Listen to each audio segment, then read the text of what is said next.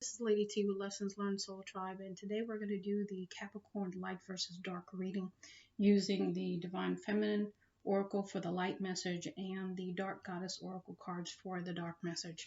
So, the message that I got for you guys was Our Lady of Guadalupe, the Empress of Protection. I am safe and divinely protected. I am held in love at all times.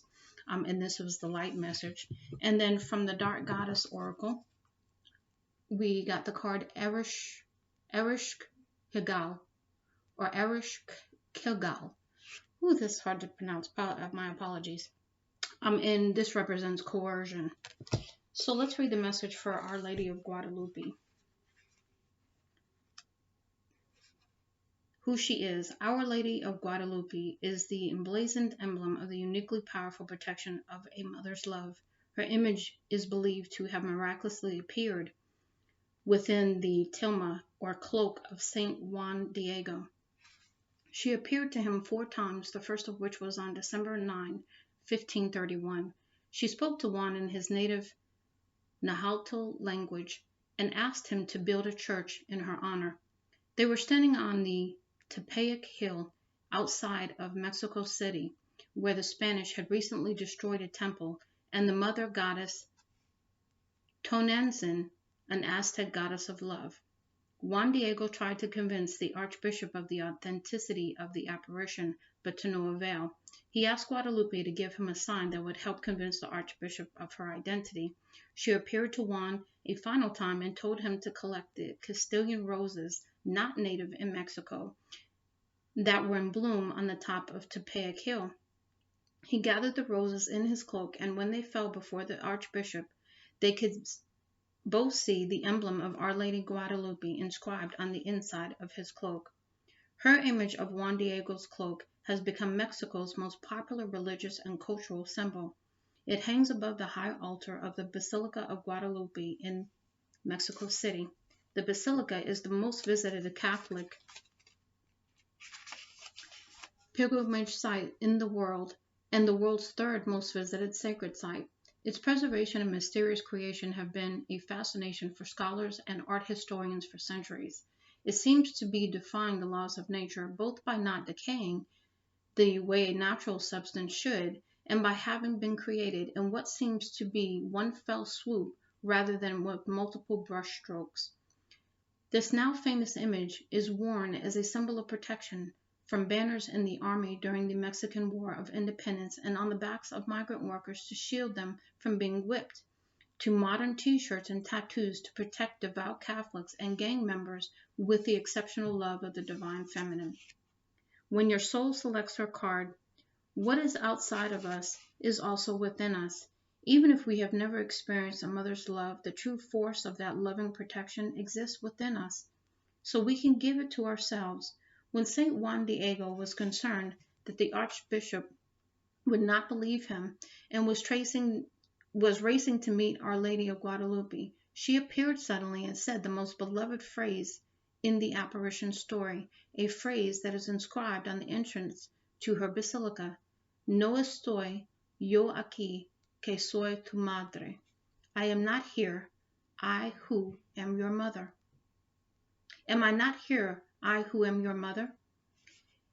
The energy of the mother's love can travel to meet you anywhere, whether within the world or within your own heart. The message is that she is here. You are mothered, but the message is also to ask you for what you need. Saint Juan Diego asked Our Lady of Guadalupe for a sign that provoked her identity and existence. She gave him her image emblazoned inside his cloak, one that has been venerated and considered holy ever since, because he asked for her assistance. We are ennobled with free will. The divine needs our request for assistance in order to enter our lives. All we need to do is to assume the simplicity, the heart, and the humility of a child and ask for a sign that she is here. We will be met with more love than we could ever imagine. And love is always the greatest and most powerful energy of protection. Soul voice meditation. Do I experience the love of a divine mother within me? Intention. I am safe and divinely protected. I am held in love at all times. Okay, let's go ahead and look at the dark message. Erish Kagal, coercion. Coercion, forcing to conform, enticement in its darkest form. Never jump to each demand. Threats begun, now take a stand.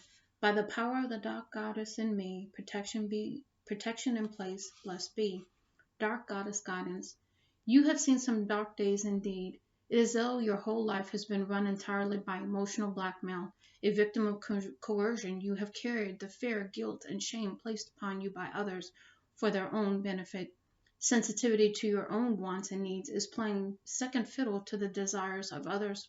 Unfortunately, this is the only survival skill for existing that you are familiar with, and so you too have become hostage to this way of dark enticement. Time to acknowledge and change your acceptance of any demands that have been placed too heavily upon you. Make a stand, be strong, and don't be coerced into anything that does not sit well with you.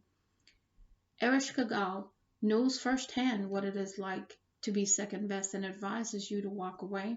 She urges you to reclaim your personal power as you release any victimhood or blackmailing tendencies. Life is too precious to be up for ransom. Dark Goddess Foresight. Don't give into emotional blackmail. Confide in someone that you trust. Make a list of your priorities and put yourself first. Be careful with whom you share your secrets. Someone is asking too many personal questions. Put boundaries in place. A power struggle incites threats. Walk away.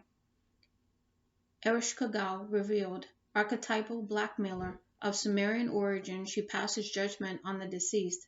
Erish Kagal famously threatened the king of the gods himself, saying she would bring all the dead back to life and release them upon the world, unless her lover, Nagal, was allowed to stay and rule with her. She got her way.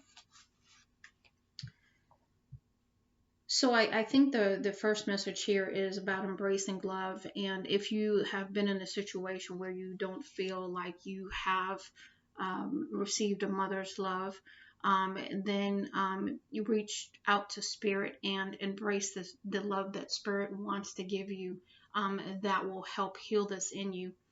For Erish Kagal, if somebody is blackmailing you or trying to coerce you into doing things or making demands on you that are not for your highest good, or you feel, that's just not who I am anymore because you're changing, make sure that you put those boundaries in place and make sure you stand up strong for yourself and what you want to do with your life.